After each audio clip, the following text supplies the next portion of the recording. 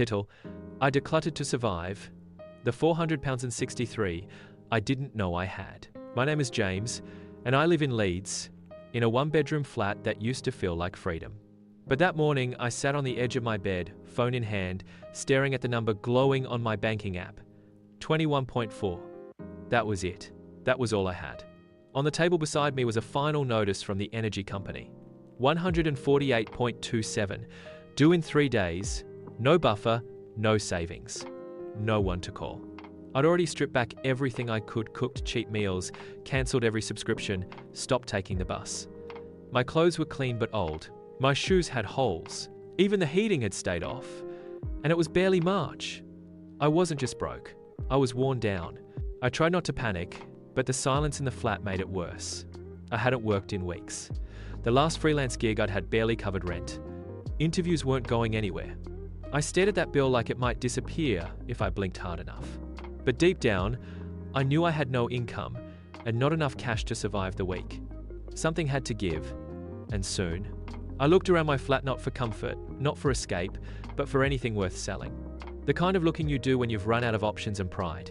Every item in the room suddenly turned into a number in my head. Then I saw them. My wireless headphones sleek, still in their case, resting on the shelf next to the books I hadn't opened in months. I'd bought them after a promotion a few years ago, back when money wasn't a question and reward felt justified. Back then, I thought I was building a life. Now, they were just sitting there. I pulled them down, checked for scratches. Still flawless. I searched online to see what secondhand pairs were going for. 70 to 90 pounds. It felt strange turning something I once valued into something I now needed. But I took a few photos, wiped them down, and listed them for 75 pounds. Within 2 hours, I got a message. Still available? 10 minutes later, they were sold. The money hit my account and I just stared at it. 75. 3 times what I had that morning. That one sale didn't just cover groceries, it shook me awake. I sat down and wrote a question in my notebook. What else am I sitting on that's costing me peace? Not just money-wise, but mentally, emotionally. That sale wasn't just a transaction, it was a turning point. Because for the first time in weeks, I felt like I had done something useful, something that worked. Not begging, not borrowing, just using what I already had. And maybe, just maybe, I had more of that in me. Once the headphones sold, something shifted in me. That 75 felt like more than money, it was movement. Proof I wasn't stuck. I opened the wardrobe and stood there, staring at the clothes I used to wear when life felt more stable. The first to go was a designer jacket I bought during a winter sale a few years back. I wore it maybe twice. It looked sharp, but never felt like me, too flashy, too heavy. I used to justify it by saying it was an investment piece. But what good is an investment that just hangs in the dark? I listed it for 55 pounds. It sold by the next morning. Next, I found 2-box gadgets, a mini projector I thought I'd use for home cinema nights, and a smart speaker still in its packaging. Bought during better months, shelved during reality. They sold for 40 together. Then I turned to the shelf beside my desk and saw a stack of books I'd never read. Business titles, self-help books. Some I bought to feel productive, others because influencers said they'd changed their lives. I listed them as a bundle 15. Gone in a day. In just a few days, I'd cleared 110 in extra sales on top of the headphone money. That brought me to 185 total. I didn't hesitate.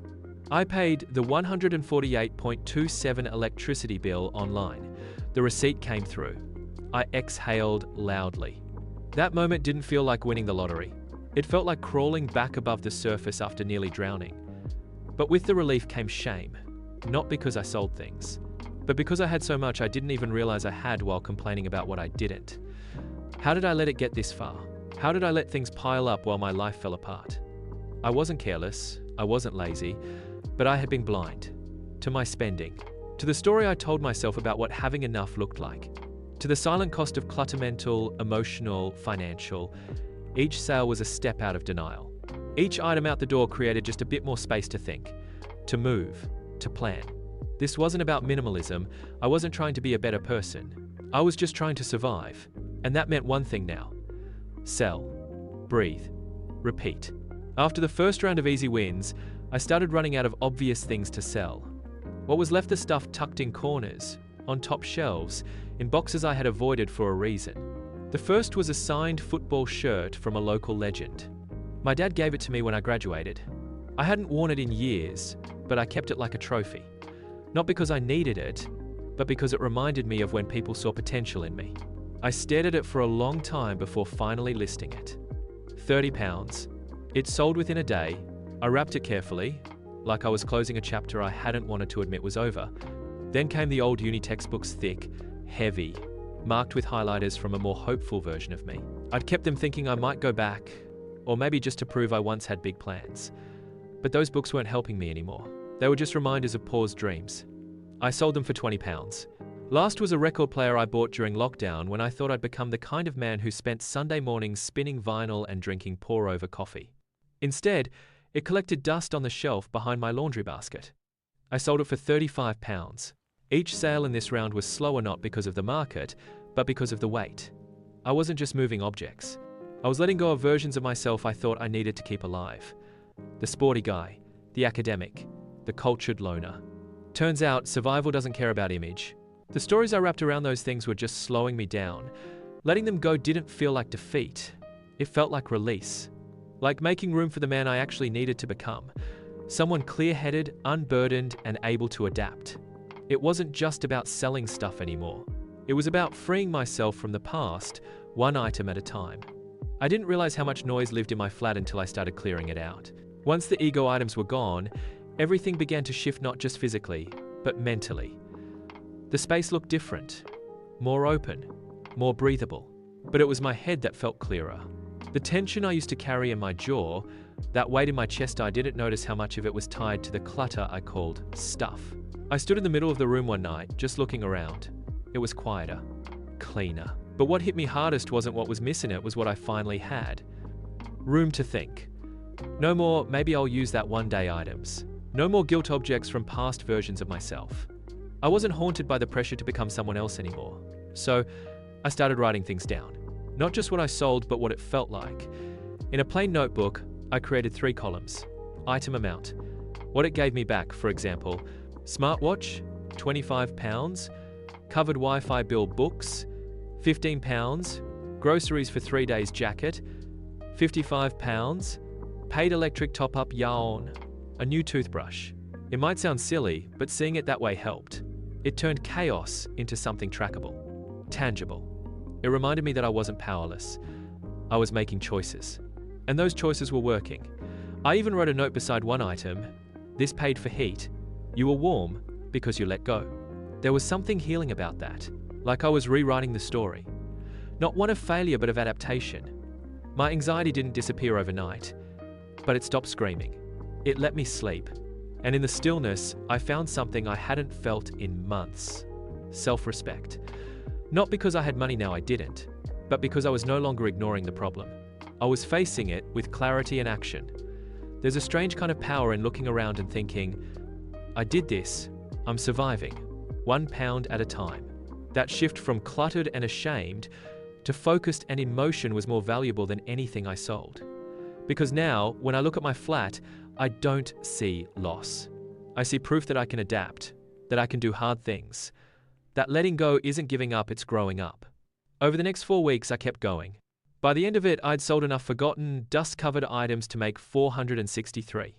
That's £463 from things I hadn't used or even looked at in over a year. I didn't splurge. I didn't celebrate.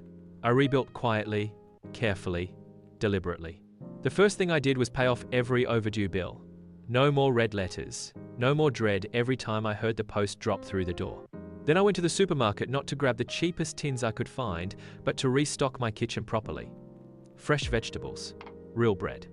A few spices that reminded me I could still cook, still enjoy food, even on a tight budget. And for the first time in what felt like forever, I set aside a little extra. Just 40, tucked into a savings pot marked emergency. Small? Yes. But to me, it felt massive. Because I didn't escape poverty, but I did escape helplessness. I wasn't just reacting anymore. I was preparing, planning, choosing. It wasn't about having more, it was about doing more with less. My flat felt empty, sure, but my head felt full of something I hadn't had in months. Stability. And that was worth more than anything I sold. Looking back now, I realized decluttering didn't just save me money, It gave me something more powerful: momentum. It turned survival from something passive into something intentional. I went from drowning in worry to swimming towards solid ground, one sail, one decision at a time. What started as desperation became discipline. I don't wait for bills to pile up anymore. I've created a system every 2 weeks. I scan my flat for anything I no longer need, use, or even like. Clothes, kitchen gadgets, books, even furniture. I sell, donate, or recycle. Not because I have to now, but because living lighter makes me feel stronger. There's something deeply freeing about not being owned by your own things. I used to think success looked like more possessions, more proof I was doing okay. But now I know. Real strength is knowing when to let go. I still live in the same flat. Still don't make much money, but everything feels different. Because I'm not stuck. I'm in motion. And motion is hope. If there's one thing I've learned, it's this. We often think survival means earning more, but sometimes it's about carrying less. You're not broke, you're just blocked by your own stuff. Moral lesson: letting go of physical clutter can clear emotional and financial space. You may not need more income, you might just need to release what's weighing you down. Social call to action. Follow for more raw survival stories from real life, not fantasy. Subscribe if you believe the way out doesn't always mean earning more. Comment below, what's one thing you're still holding on to and why?